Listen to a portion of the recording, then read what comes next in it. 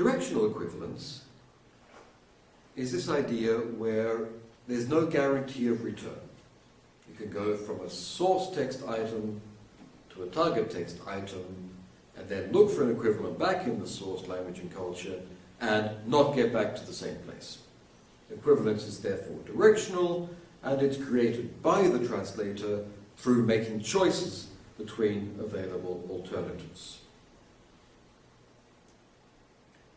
This is quite important because it recognizes from the beginning that what the translator does is not wholly determined by the source text, or at least the source text will open this range of possibilities within which the translator has to perform an action, and that action is in some ways unpredictable. That action and that unpredictability doesn't mean, however, that the outcome is not equivalent. It just means that there are several kinds of equivalence to choose between. And all the theories that recognize different kinds of equivalence are therefore, for me, directional. The classic is Snyder's distinction between formal and dynamic equivalence. Formal, literal according to the text, dynamic, functional according to what is going to work in the target culture. There are many, many theories of this opposition. We can go back to Schleiermacher, who opposed the foreignizing translation to the domesticating translation. Newmark, semantic translation, communicative translation.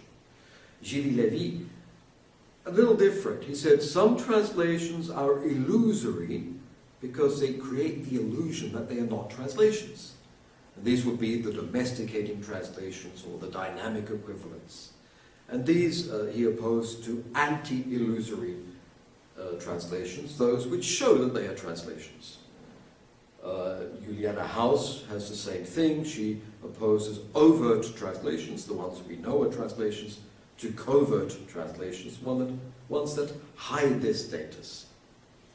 Christiane Nord, similar in her distinction between documentary and instrumental translations. Documentary, they tell you about the foreign document. Instrumental, they want to carry out the function in the target culture.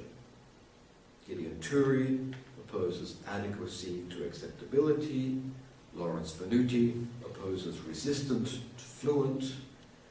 And all of this tradition could be taken back to Cicero, who opposed the way of translating ut interpres in the manner of the interpreter,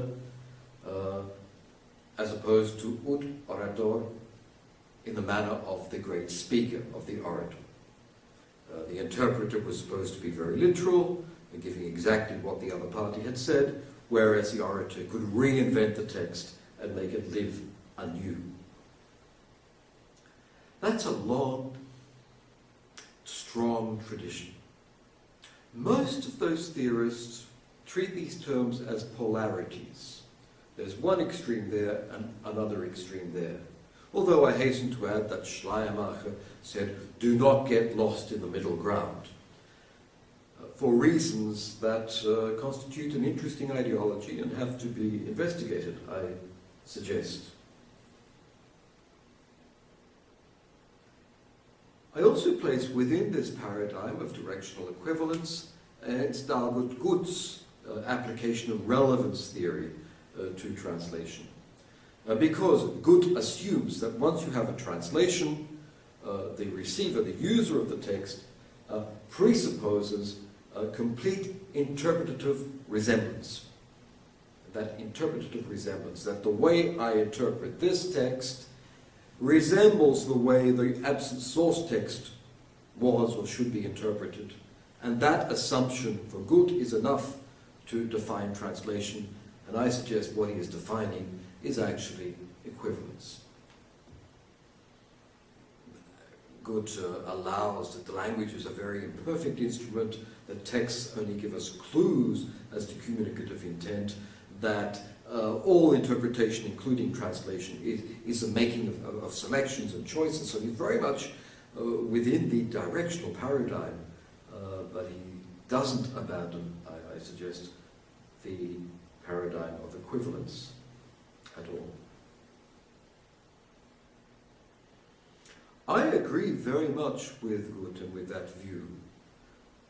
I do think that when we receive translations or present a text as a translation, there is a socially constructed belief in some kind of shared value. It's an illusion, no doubt, but it's there nevertheless. And for that very simple reason, a sociological reason, just watching the way translations operate in our societies, I suggest that although equivalence has received numerous harsh critiques in recent years, perhaps we cannot abandon the paradigm entirely. And perhaps we should look closely at how the dialectics of the natural and the directional played out in history and are still moving through our theories.